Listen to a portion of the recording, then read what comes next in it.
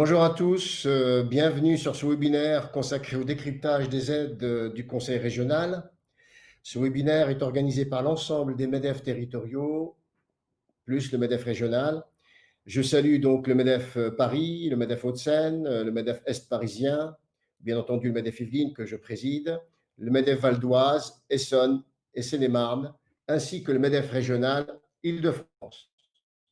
Donc, je me présente, Zachary Hardy, je suis président du MEDEF Yvelines et je suis chef d'entreprise moi-même. Lors de ce webinaire, je reçois deux invités. Renaud Galvez, directeur des aides aux entreprises du Conseil régional d'Île-de-France, Pôle entreprise et emploi, et Jean-Philippe Panager, CEO de CAD 42, qui va nous apporter un témoignage sur les aides qu'il a reçues. Pour démarrer ce webinaire, je vais vous faire un point d'actualité sur le contexte de la crise et la démarche du Conseil régional d'avoir mis en place un plan de soutien de 1,3 milliard d'euros, voté d'ailleurs hier. Je demanderai à M. Renaud Galvez de nous donner quelques précisions. Ce plan de soutien comporte 3 volets qui vont être détaillés pendant ce webinaire. Le contexte global, comme vous savez, nous vivons une crise sans précédent, une crise qui va générer, je dirais, quelques impacts, quelques difficultés économiques au niveau national et au niveau même mondial. Beaucoup de gens ont travaillé pendant la période de confinement, soit en télétravail, soit en présentiel. D'ailleurs, on les salue parce que ce sont eux qui ont évité le naufrage économique total. Mais c'est vrai, maintenant, il faut accélérer. Il faut effectivement lancer la machine, augmenter les cadences et augmenter la production, qu'elle soit industrielle, qu'elle soit en termes de services. Il faut vraiment que la France redécolle parce que les Allemands y vont plein pot. Et je parle des Allemands parce que souvent, on se compare en Allemagne. Et là, vraiment, les entreprises sont dans les starting blocks et c'est maintenant que ça se joue. Il faut absolument que la France ne soit pas distancée par rapport à ses partenaires européens, par rapport aux pays dans le reste, je dirais, du monde. Les protocoles sanitaires étaient adaptés aux circonstances il y a 3 semaines, un mois, mais ils ne sont plus adaptés aux circonstances d'aujourd'hui. C'est vrai, ça pèse sur la rentabilité des entreprises à hauteur de 20%.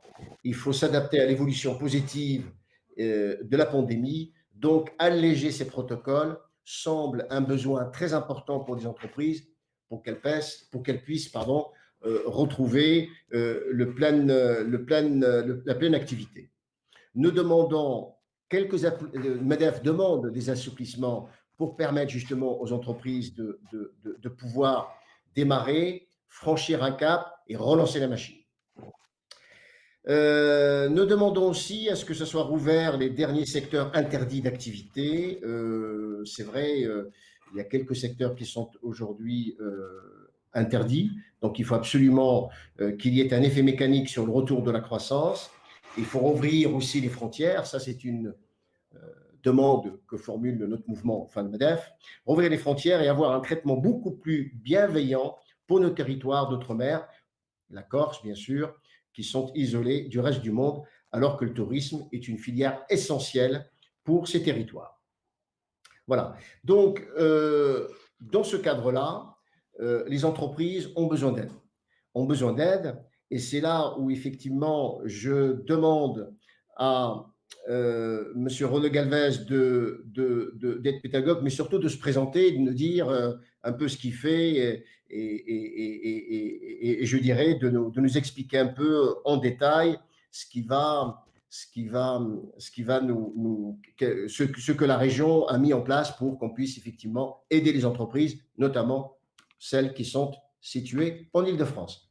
Alors Renaud, qu'est-ce que vous pouvez nous dire par rapport à ce que vous faites et par rapport à ce que fait la région Île-de-France pour les entreprises de notre territoire?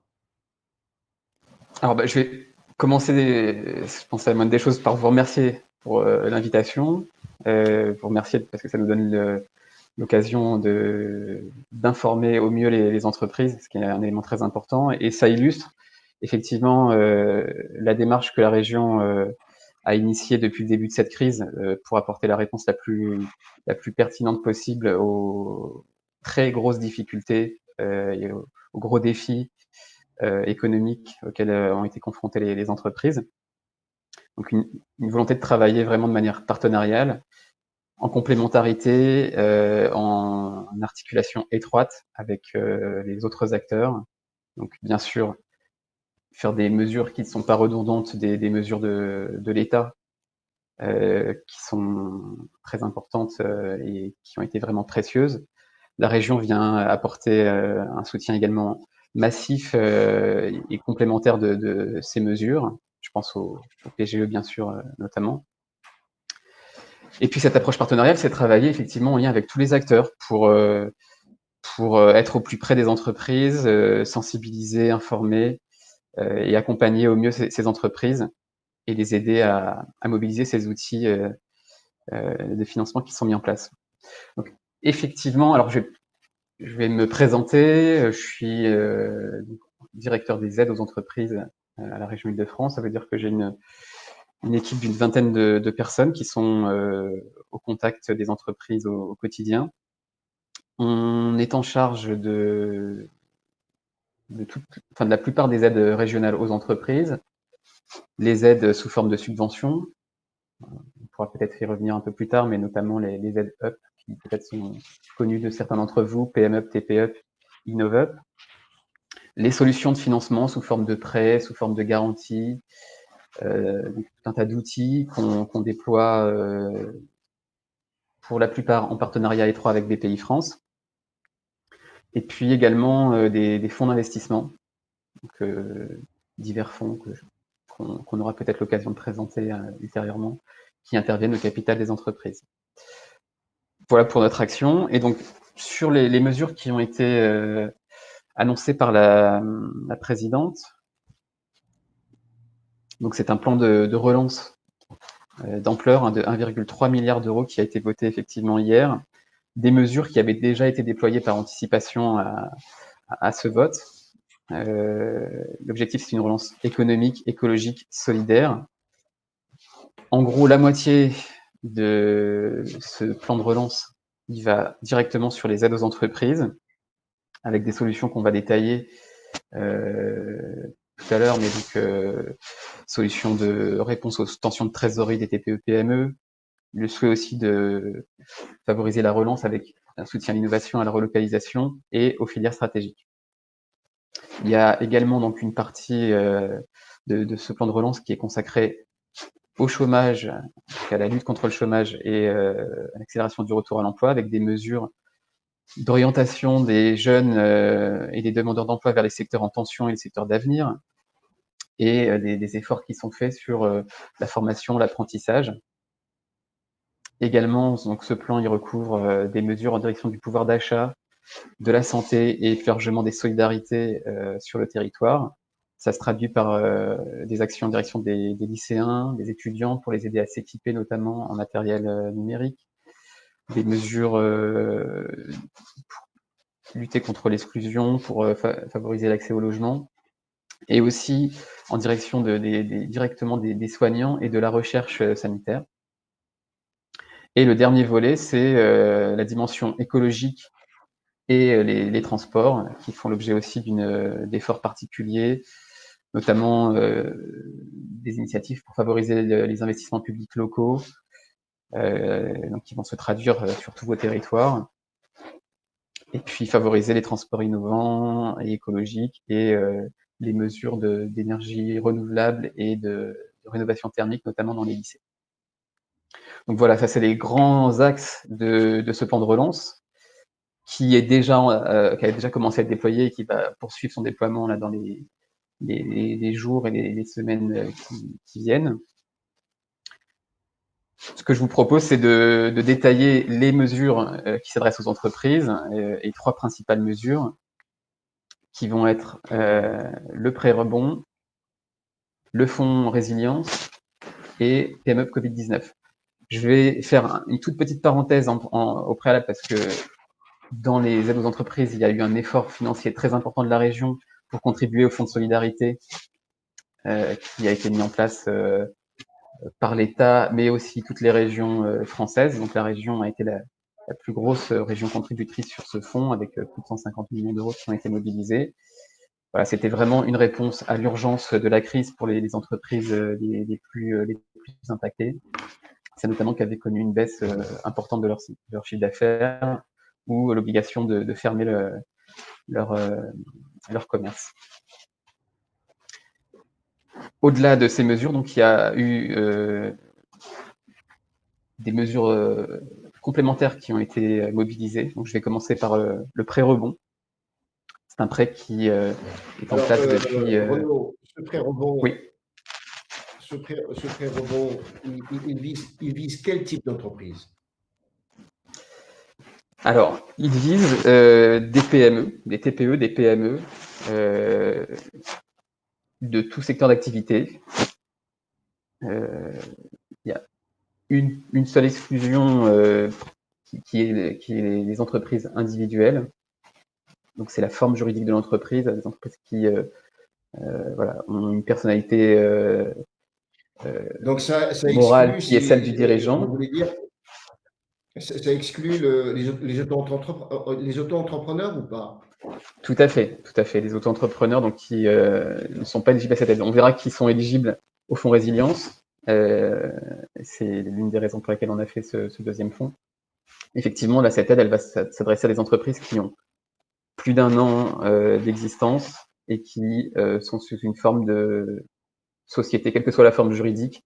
Ça peut être également une forme associative, dès lors qu'elles ont une activité économique.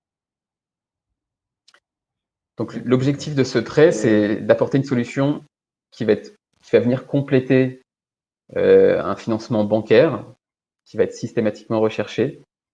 Si il n'y a pas eu d'accord sur un financement bancaire, il faut au moins pouvoir justifier qu'il y a eu une demande de financement bancaire. Et l'idée, c'est vraiment de venir compléter avec un prêt donc, qui va être à taux zéro, prêt qui va être sans garantie, qui va être sur 7 ans, avec 2 ans de différé d'amortissement. Donc, on est sur des conditions qui sont extrêmement avantageuses sur ce prêt. L'idée, c'est vraiment d'apporter un plus qui va aider l'entreprise et pas venir la pénaliser dans les mois et les années qui viennent.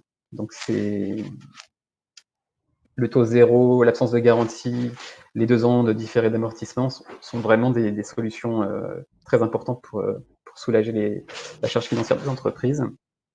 Et donc, le montant de ce prêt, il va de 10 000 à 300 000 euros. Il est capé à 25% du chiffre d'affaires de l'entreprise, qui est également le plafond du PGE. Donc, on voit que ça permet potentiellement de doubler le montant d'un PGE.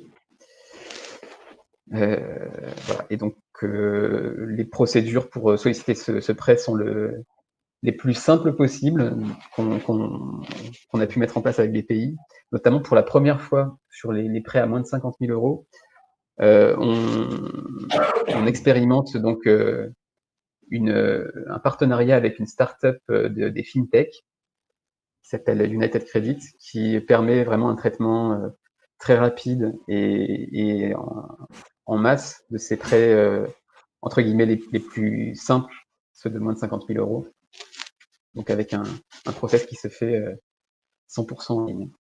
Et les autres prêts, donc au-delà de 50 000 euros, se font également en ligne, mais sur un process un peu plus classique, avec l'intervention d'un chargé d'affaires de BPI France.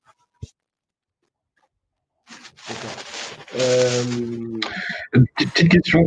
Moi, est-ce que si un actionnaire de l'entreprise est une personne morale, on a accès à la version rapide, justement, de traitement de demande de prêt en dessous de 50 000 euros? Alors, j'ai effectivement fait un peu simple. J'ai dit que c'est moins de 50 000 euros, c'est cette plateforme qu'on qualifie de plateforme flash. Effectivement, il y a quelques critères d'exclusion. C'est notamment les éléments qui vont rendre l'instruction du dossier un peu plus spécifique et technique, qui va demander l'intervention d'un chargé d'affaires. Donc, si vous avez un actionnariat qui est composé de personnes morales, donc d'autres entreprises, on considère que c'est un projet qui demande une analyse plus experte et donc l'intervention d'un chargé d'affaires. Donc, vous êtes renvoyé sur le process classique à plus de 50 000, y compris si votre montant est inférieur à 50 000 euros. Donc, il y a quelques petites exceptions de cet ordre, mais tout est expliqué de toute façon. Si vous êtes pas éligible sur le process flash, il n'y a pas de souci, vous basculez sur le process classique. J'ai oublié une information très importante. Concernant les modalités, oui Renaud, si vous permettez, oui. Concernant les modalités justement, il semblerait quand même que la plateforme de demande de ce prêt rebond est saturée. C'est les informations qui nous sont remontées par pas mal d'adhérents. Est-ce que la situation est rétablie aujourd'hui ou pas?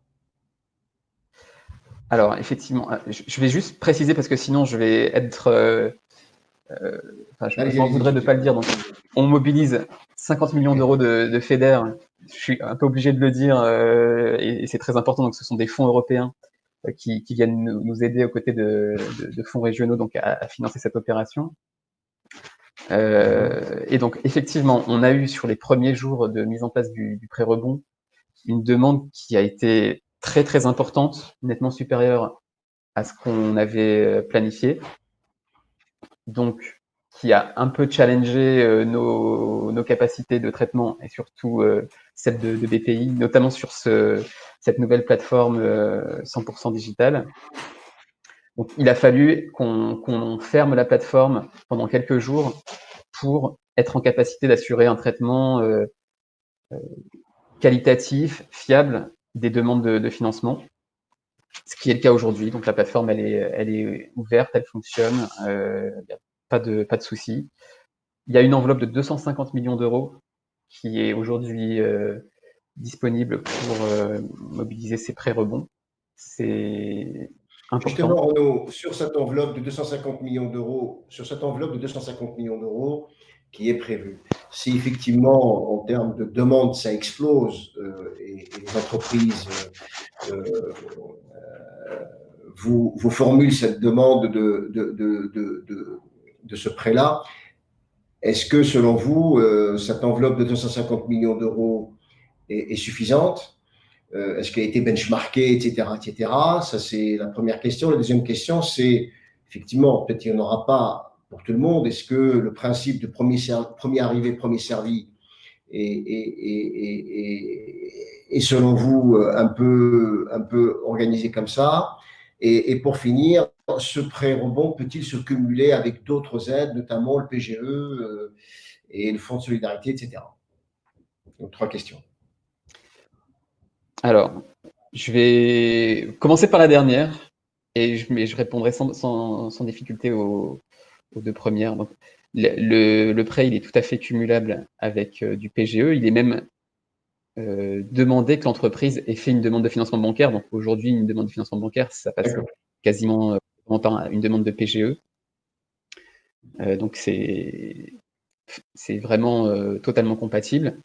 Effectivement, on peut cumuler avec le fonds de solidarité, qui est une mesure qui n'a pas d'incompatibilité, quelle qu'elle soit, avec ce prêt rebond. Pour revenir à votre question sur l'enveloppe de 250 millions d'euros, est-ce qu'elle sera suffisante? Aujourd'hui, elle est disponible. On sait qu'elle est fortement mobilisée. On a autour de 10 millions d'euros de demandes tous les jours sur ce prêt. Donc, on voit que toutes les demandes ne sont pas aujourd'hui satisfaites, mais en tout cas, il y a des refus par rapport aux critères d'intervention que j'ai pu mentionner. Mais voilà, forcément, ça va être une enveloppe qui va être très fortement sollicitée. Il n'est pas du tout exclu, et ça n'est pas de mon ressort, mais je sais qu'en tout cas, dans le plan de relance qui a été voté, il y a des marges de manœuvre pour qu'on puisse, le cas échéant, réabonder cet outil ou d'autres outils de financement qui seraient fortement sollicités. Donc aujourd'hui, il n'est pas question d'être dans une approche limitative dans les moyens financiers qu'on peut mobiliser pour les entreprises. Et sur la manière dont sur l'étude des dossiers, Renaud, Est-ce que d'abord, l'étude des dossiers, elle est gérée en interne, conseil régional, ou est-ce qu'elle est sous-traitée, notamment à la BPI par exemple? Ça, c'est le premier point. Le deuxième point, quand il y a un refus, ce refus est-il motivé? Pour un peu expliquer les raisons du refus. Alors, l'instruction et la décision de l'octroi des prêts est du ressort de BPI France. On échange avec BPI sur les critères, les orientations à suivre, mais c'est BPI qui a la responsabilité d'accorder ces prêts et d'en décider. Ça se fait donc pour le process flash, qui est 100% dématérialisé pour les prêts à moins de 50 000 euros. Ça va mobiliser aussi l'intervention de l'expert comptable de l'entreprise qui va intervenir pour apporter un certain nombre d'éléments, valider un certain nombre d'informations financières. Et puis, il y aura donc cette décision d'octroi. Sur le prêt à plus de 50 000, ce sera un chargé d'affaires qui va analyser le dossier, échanger avec l'entreprise et qui lui informera de la décision. Les rejets, effectivement, dans un premier temps, on a eu beaucoup de retours sur l'absence de justification qui était apportée. Donc, on a demandé des corrections BPI, elles ont été mises en place. Aujourd'hui, toutes les demandes font l'objet si elles sont refusées, font l'objet d'un retour qui apporte l'explication. Et de toute façon, il y a également les contacts de BPI qui sont communiqués pour avoir un complément d'information si ces éléments n'étaient pas clairs pour l'entreprise. D'accord. Donc l'intervention de l'expert comptable est-elle obligatoire parce que ça a un coût et peut-être les petites PME ne peuvent pas assumer ce coût-là, sachant qu'il n'y a aucune garantie que le prêt soit accordé. Il n'y a pas de coût qui est associé pour l'entreprise à l'octroi de ce prêt. La procédure se fait sans que l'expert comptable ne facture quoi que ce soit à l'entreprise. D'accord. Donc la région prend en charge l'intervention de l'expert comptable. Les coûts de gestion, il n'y a pas de coût. On ne paye pas l'expert comptable. Parce que l'expert comptable, quand l'entreprise va lui demander d'établir un dossier avec des documents, etc., il va certainement facturer des honoraires. Donc, non. La question est simple. C'est une petite PME. La réponse est simple aussi. Il n'y a pas de frais qui seront facturés pour la demande de prêt rebond à l'entreprise, par qui que ce soit. L'expert comptable, il intervient, c'est pas lui qui va monter le dossier, voilà, il intervient dans la chaîne d'instruction du prêt et ça n'occasionne pas de frais particuliers. D'accord. Par contre, si vous êtes une entreprise qui n'a pas d'expert comptable, que vous faites vous-même votre comptabilité, là, effectivement, il est possible de solliciter ce prêt rebond et dans ce cas-là, le process ne mobilise pas d'expert comptable. Si vous avez fait le choix de ne pas avoir d'expert comptable. Très bien. En cas de refus, justement, pour ce prêt-là, est-ce que l'entreprise peut représenter une nouvelle demande, par exemple avec un montant inférieur ou peut-être en ayant apporté les éléments manquants dans la première demande ou s'il y a un refus, c'est définitif, il n'y a pas une seconde chance? Non, tout à fait. Il y a des refus qui se font parce que le dossier est incomplet. Typiquement, il n'y a pas eu de recherche de financement bancaire, donc l'entreprise pourra redéposer sa demande à partir du moment où elle aura fait une demande de prêt bancaire en parallèle. Voilà, il est tout à fait possible de redéposer une demande si le dossier était incomplet ou si une des conditions n'était pas réunie, mais peut l'être ultérieurement. Ouais. Une dernière petite question, puis on va essayer de passer, parce qu'il y a trois volets importants de cette aide de la région de France. Avez-vous une idée sur les quotas qui sont aujourd'hui attribués par département dans la région?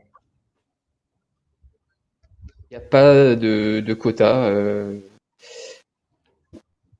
Il y a une volonté d'avoir une répartition équilibrée sur l'ensemble du territoire. Après, je sais que les équipes de BPI sont organisées par délégation territoriale et donc que très certainement, sur les prêts à plus de 50 000 euros, ils ont chacun des enveloppes indicatives, mais il n'y a pas de quotas départementaux.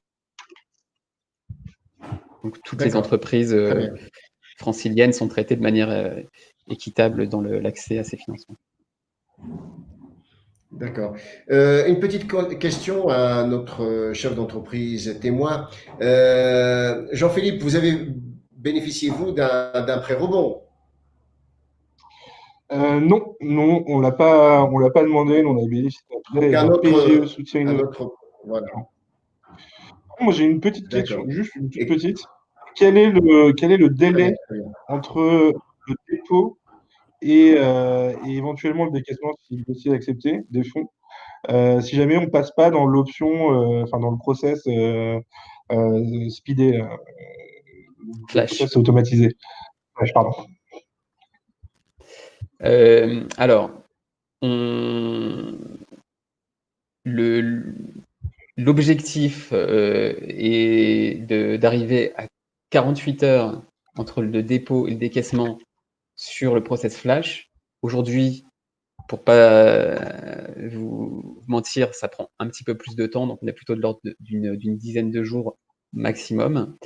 Et sur le process classique, pour les prêts à plus de 50 000 euros, on est aussi sur une approche à partir du moment où le dossier est complété, par contre. Donc il peut y avoir des temps d'échange sur la complétude du dossier, mais à partir du moment où votre dossier est complet, ça se fait sous une dizaine de jours maximum. Merci. Donc s'il y a une volonté vraiment d'être très réactif, je ne l'ai pas précisé, mais les dossiers, ils sont vraiment très légers. Hein. Ce sont les pièces minimum qui permettent d'avoir une appréciation de la situation financière de l'entreprise et de vérifier un certain nombre d'informations, donc à travers le CABIS, à travers des éléments sur l'identité du dirigeant, pour procéder au contrôle indispensable. Mais les dossiers sont très allégés. Très bien. Le prêt rebond, c'est le premier volet de cette aide du Conseil régional. Est-ce que vous pouvez nous parler effectivement du deuxième volet, puisqu'il y en a 3? Tout à fait. Alors, je vais vous parler du fonds résilience qui est vraiment tout nouveau. Il a été lancé hier. Donc, c'est un fonds qui est porté financièrement par plusieurs partenaires publics, vraiment sur une approche très partenariale. La région, bien sûr, la Banque des territoires, et puis également 70 collectivités territoriales franciliennes. Donc, beaucoup d'intercommunalités, certaines grandes communes, pardon, certains départements. Voilà, une très forte implication des acteurs locaux sur ce fonds qui donc permet de mobiliser une enveloppe de 100 millions d'euros pour apporter une solution de financement pour les entreprises qui sont vraiment les plus en difficulté aujourd'hui, qui c'est une solution de dernier recours quelque part, pour les entreprises notamment qui ne sont pas éligibles à rebond, pour les entreprises qui ont pu essuyer un refus de PGE ou avoir un montant de PGE qui était insuffisant pour couvrir leurs besoins de trésorerie. Et ce fonds donc est déployé en s'appuyant sur les plateformes locales qui allouent des prêts d'honneur habituellement. Donc les plateformes des réseaux Initiative Île-de-France, France Active, ADI, Entreprendre. Donc vraiment des acteurs locaux qui sont au plus près des entreprises, qui vont assurer l'instruction des demandes de financement et déployer l'aide financière en accompagnant l'entreprise donc sur ces éléments. C'est une aide qui prend la forme d'une avance remboursable. Donc ça veut dire que c'est une somme qui est avancée sans, bien sûr, sans taux d'intérêt, sans coût de gestion, qui va être demandé pour l'octroi du prêt. Ça vise des entreprises qui ont jusqu'à 20 salariés, qui ont été créées pour certaines très récemment. Les plus récentes devront avoir été créées avant le 29 février 2020. Donc on va vraiment sur des entreprises très jeunes, y compris des entreprises donc bien sûr qui n'ont aucun salarié. Le montant de cette avance, il va être fonction de la taille de l'entreprise et de son besoin de trésorerie. Donc si c'est une entreprise qui n'a pas de salariés, l'avance, elle pourra être au maximum de 10 000 € sur une période de 4 ans avec 18 mois de différé de remboursement. Si l'entreprise a entre 1 et 10 salariés, on est sur un montant maximum de 50 000 € d'avance sur 5 ans avec 2 ans de différé de remboursement. Et pour les entreprises de 10 à 20 salariés, on peut, de manière vraiment un peu dérogatoire, on va dire, en tout cas sur décision express de tous les partenaires financeurs, monter jusqu'à 100 000 €, lorsque vraiment il y aura un enjeu qui sera identifié, notamment un besoin de financement avéré. Et là, l'aide sera à rembourser sur 6 ans avec 2 ans de différé de remboursement. L'objectif avec ce dispositif, c'est de soutenir entre 10 000 et 15 000 bénéficiaires. Donc on voit que le montant moyen de l'aide va être compris entre 6 500 et 10 000 €. Donc l'idée, c'est vraiment d'aller, encore une fois, être cette solution de dernier ressort quand l'entreprise s'est vue refuser un financement ou à un financement insuffisant et se retrouve vraiment en situation de trésorerie dégradée. C'est une aide qui va être complémentaire du fonds de solidarité. Il n'y a pas du tout, comme pour rebond, on peut tout à fait cumuler ces aides. Et par contre, on ne peut pas cumuler un prêt rebond et une avance du fonds résilience.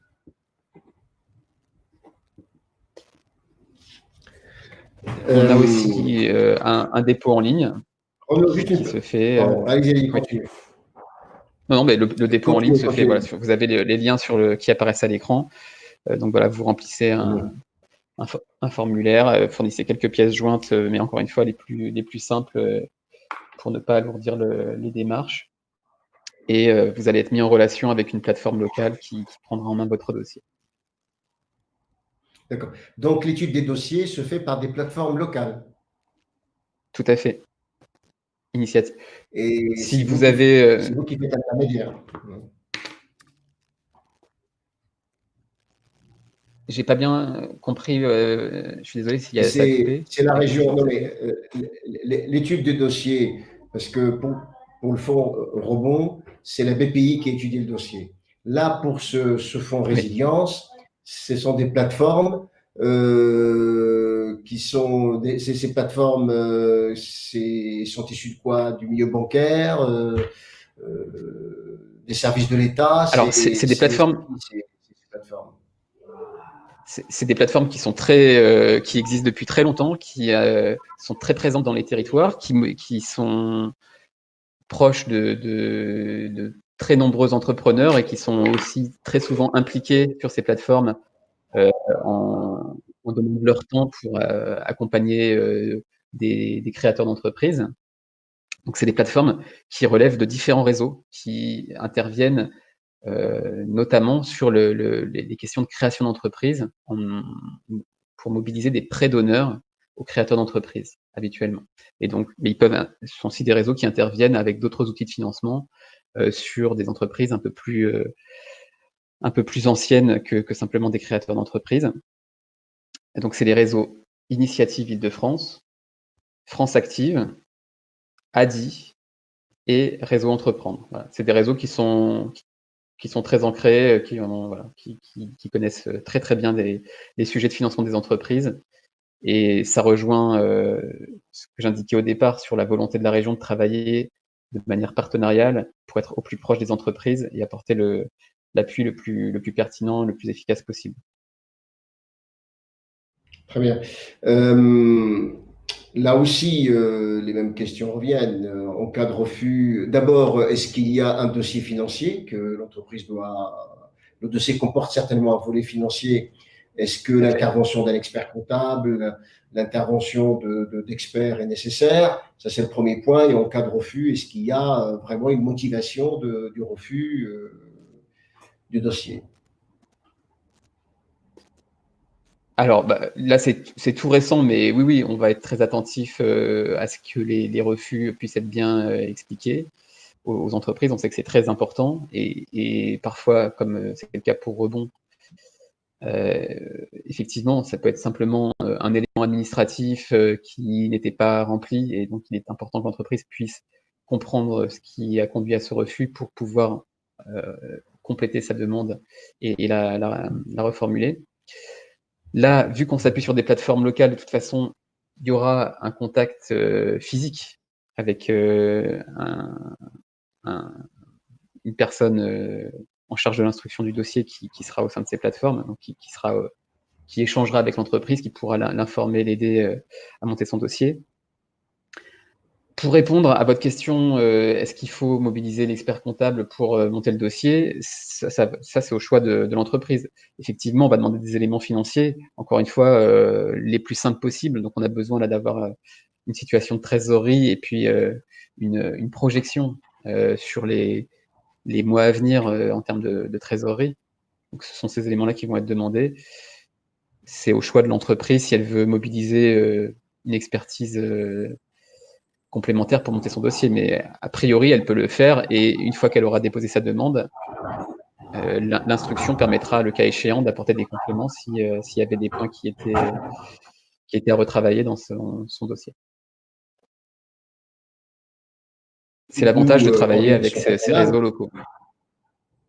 Tout à fait. Nous, ce qui nous préoccupe en tant qu'organisation patronale, c'est qu'il ne faut pas que ces demandes, ces dossiers, si vous voulez, génèrent des coûts pour l'entreprise et soit sachant que l'entreprise n'a même pas la garantie d'être financée ou de recevoir l'aide. Donc, c'est ça qui est important. Et il est vrai que si les dossiers sont très techniques et nécessitent l'intervention d'un expert, ça peut être un élément bloquant ou un élément qui ne va pas encourager les chefs d'entreprise à solliciter une telle aide. Alors, ce que je peux vous dire, c'est qu'il y a, notamment sur les deux dispositifs qu'on vient de présenter, le prêt rebond, le fonds résilience, une volonté d'avoir le dossier le plus simple possible, avec un nombre de pièces limité, des demandes d'informations qui sont le strict nécessaire. Ça va se résumer puisqu'il s'agit de solutions de financement, donc d'avoir des éléments financiers sur la situation de l'entreprise. Il n'y a aucun frais qui est associé au déploiement de ces solutions de financement, sauf si l'entreprise souhaite mobiliser un appui complémentaire, mais c'est vraiment de son initiative. Mais en tout cas, les dossiers sont faits pour qu'elle soit en mesure de le faire sans mobiliser le moindre appui financier. Très bien. Là, je m'adresse à Jean-Philippe, chef d'entreprise. D'abord, recueillir un peu son sentiment concernant ce fonds résilience. Et deuxièmement, reposer la question que j'ai posée tout à l'heure concernant le fonds rebond. Est-ce que vous avez bénéficié de cette aide-là? Et si oui, quel est votre retour d'expérience?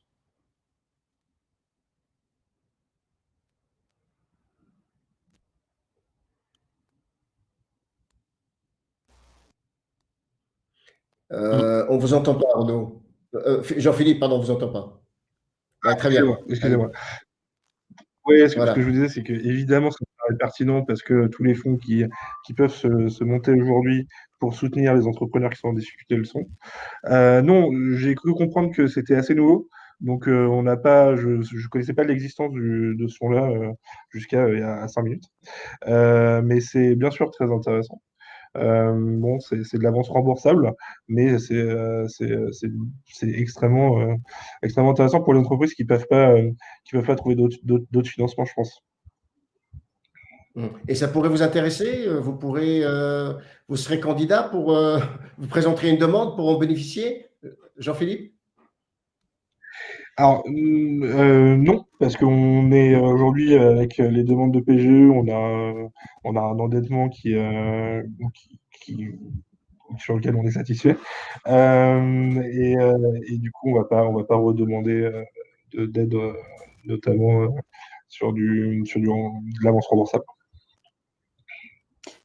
Et typiquement, effectivement, vous seriez, si jamais vous faisiez une demande, vous seriez refusé parce que vous n'êtes pas dans la situation vraiment, que ce soit votre unique moyen pour répondre à vos tensions de trésorerie, puisque vous avez pu obtenir un PGE Innovation, donc deux solutions de financement qui a priori couvrent vos besoins de trésorerie. Là, on est sur le fonds résilience, sur une solution de dernier ressort quand on n'a pas pu accéder à ces solutions-là, au prêt rebond, et vraiment que l'entreprise se retrouve en forte tension de trésorerie et n'a que cette solution. Ah oui. Par contre, je trouve ça super intéressant. En clair, c'est que ce fonds. Allez-y, Jean-Philippe, allez-y. Je trouve ça super intéressant que ce soit porté par les réseaux entreprendre, etc., qui sont vraiment au cœur dans les régions, qui accompagnent les projets depuis leur création. Ça, c'est vraiment top, quoi. Parfait. Ce que vous nous dites, Renaud, par rapport à ce fonds résilience, il n'est pas cumulable avec un PGE ou avec un fonds rebond ou avec autre chose finalement. Alors, c'est cumulable avec le fonds de solidarité et le PGE, c'est pour les entreprises qui se sont fait refuser leur demande de PGE ou qui ont eu un PGE qui était insuffisant pour couvrir leurs besoins de trésorerie. Et ça, ce sera apprécié par les instructeurs de ces plateformes de prêt qui examineront finement ces situations où il y a pu y avoir accord du PGE, mais qu'il ne couvre pas les besoins de trésorerie. Mais le principe de base, c'est effectivement, vous êtes fait refuser un PGE, vous n'avez pas pu accéder à rebond, il reste le fonds résilience. Très bien. Bon. Donc là, on a découvert donc, ces deux volets. Le premier volet, c'est le fonds rebond, 250 millions d'euros, donc son enveloppe. Le deuxième volet, c'est le fonds résilience avec 100 millions d'euros d'enveloppe. Alors, pouvez-vous nous parler du troisième volet? Tout à fait. Alors, c'est une mesure assez différente des deux précédentes, qui ont vocation, les deux précédentes, à couvrir un très grand nombre d'entreprises et répondre aux tensions vraiment de trésorerie que rencontrent ces entreprises sur des besoins vraiment très concrets par rapport à la crise économique. Là, on est sur une mesure qui va concerner un nombre moins important d'entreprises et qui a vocation à permettre aux entreprises qui ont des projets soit de création d'unités de production, soit de transformation de leur unité de production actuelle, soit d'accroissement de leurs unités de production, pour fabriquer des biens et des services stratégiques. On peut donner des exemples concrets et ce sera encore plus concret avec le témoignage de Jean-Philippe et de ce qui a pu être mis en place par l'entreprise 442. Typiquement, c'est aujourd'hui soutenir les entreprises qui mettent en place des unités de fabrication de masques, de blouses, de protection plexiglas, des solutions de distanciation comme c'est le cas de 442, du gel hydroalcoolique, des distributeurs de gel hydroalcoolique, voilà, des produits qui vont être vraiment très stratégiques et qui l'ont été depuis maintenant le début du mois de mars pour répondre à la crise sanitaire. Ça, c'est le temps 1, quelque part, de ce dispositif. Et on va probablement, à mesure, j'espère, que les bonnes nouvelles sanitaires vont arriver, même si on n'est pas du tout à l'abri d'une nouvelle aggravation de la situation sanitaire, mais en tout cas, aujourd'hui, on va plutôt dans le sens d'une amélioration de cette situation sanitaire. La crise économique, elle se fait toujours très fortement sentir, et elle va se faire sentir malheureusement de façon très probable, de manière très, très forte dans les mois qui viennent. Donc, l'idée également, c'est que PMUP Covid-19 puisse servir sur des enjeux industriels stratégiques pour le territoire, mais qui ne seront pas forcément directement de la fabrication de produits sanitaires. On peut imaginer intervenir sur de la relocalisation de production en Île-de-France ou sur vraiment le sauvetage de sites industriels qui seraient stratégiques et très fortement menacés sur le territoire. Donc voilà à quoi sert cette aide. Renaud, Oui. y a-t-il une enveloppe dédiée à ce troisième volet? Parce que les deux premiers, l'enveloppe est très claire. Le troisième, y a-t-il une enveloppe qui est dédiée? Alors, Enveloppe budgétaire. il y a une enveloppe. Il faut savoir qu'on se donne des marges de manœuvre en fait. Donc aujourd'hui, il y a une enveloppe minimale de 10 millions d'euros. Et comme je l'ai dit déjà sur rebond, si on constate que des mesures mises en place pour répondre à la crise sont très fortement sollicitées, on peut disposer de marge de manœuvre pour aller au-delà des enveloppes qui sont aujourd'hui mobilisées. Donc aujourd'hui, l'enveloppe, elle est de 10 millions d'euros pour PMUP Covid-19. Il n'est pas exclu qu'elle puisse être revue à la hausse en fonction des enjeux et des besoins qui seront identifiés. Très bien. Bah, écoutez, là, effectivement, je vais m'adresser à Jean-Philippe. Pardonnez-moi, Renaud. Juste, Jean-Philippe, vous avez bénéficié de cette aide. Alors, je suis très curieux et intéressé de vous entendre sur cette partie-là, par rapport à l'entreprise. Bien sûr. Juste pour vous expliquer un peu l'historique, enfin, vous présenter CAC 42, comme ça va passer les choses dans son contexte, je pense. Nous, en fait, on développe des solutions connectées pour des chantiers et des sites industriels. Donc, en gros, on développe des capteurs qui permettent d'alerter des gens quand ils sont trop proches d'engins qui peuvent être dangereux pour leur sécurité. Donc, on a cette technologie qui nous permet de faire en fait de la distanciation. Bon, à la base, c'était pour alerter les gens d'un danger qui était l'engin. Bon, bah, avec le Covid-19, les distances, elles se raccourcissent parce qu'on est à 1 mètre, 1 mètre et demi, 2 mètres en fonction des pays européens. Et le danger, c'est plus l'engin, c'est le collaborateur qui serait pas muni d'un masque ou qui serait contaminé par le Covid. Donc, on a proposé à la région, dans le cadre de l'aide PME Covid, de nous aider à transformer notre produit qui était donc dédié, comme je l'ai dit, à la collision engin-piéton, et pour le transformer en le rendant un peu plus ergonomique, pour qu'il prenne une forme de beeper qui soit simple à utiliser avec un bouton on-off et qui permette d'alerter ses porteurs quand ils se rapprochent d'un autre porteur à moins d'1 mètre, 1 mètre et demi, comme je vous disais. Donc il y a une transformation du produit qui est amené. On a souhaité également relocaliser une partie de la production. Donc on a pu bénéficier de cette aide-là à hauteur de 213 500 € pour être très exact. Ça nous a permis en gros de faire plusieurs choses. Près 20% de l'aide qui est dédiée à l'achat de machines, justement pour relocaliser une partie de la production de la machine-outil. On a 40% de l'aide qui va venir financer la R&D, le changement des circuits, les salaires de nos ingénieurs, justement pour adapter le produit. On a 10% de l'aide sur la partie propriété intellectuelle, donc qui va venir nous aider à financer les brevets qui avaient déjà été déposés, mais là on est dans une phase justement d'étendue des pays, ce qui est assez coûteux.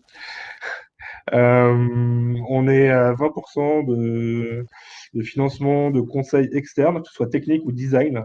On essaie de faire un produit assez ergonomique.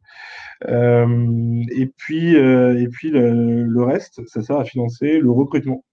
de cadres encadrants, parce que nous, on est une petite entreprise, hein. On a été créé en 2017, on est 7 collaborateurs. Du coup, avec l'aide, on s'est engagé à recruter 2 nouvelles personnes, notamment sur la partie encadrement. Donc, un tech lead et un responsable commercial pour venir nous aider. Et donc voilà, je trouve que ce qui est super intéressant dans l'aide, déjà, c'est qu'elle a été mise en place très rapidement. Donc nous, on a fait partie de la première vague de subventionner via ce dispositif, je crois. Jean-Philippe, vous avez demandé quand cette aide? Vous l'aviez demandé quand? Ben, on l'a demandé, je crois que c'était début ou mi-avril. Début avril. Absolument. D'accord. Absolument. Et le dossier était compliqué à préparer. Il y avait un dossier financier, il y avait l'intervention d'un expert comptable. Quel est votre retour d'expérience sur cette préparation de dossier? Le dossier, on l'a fait en 4 heures.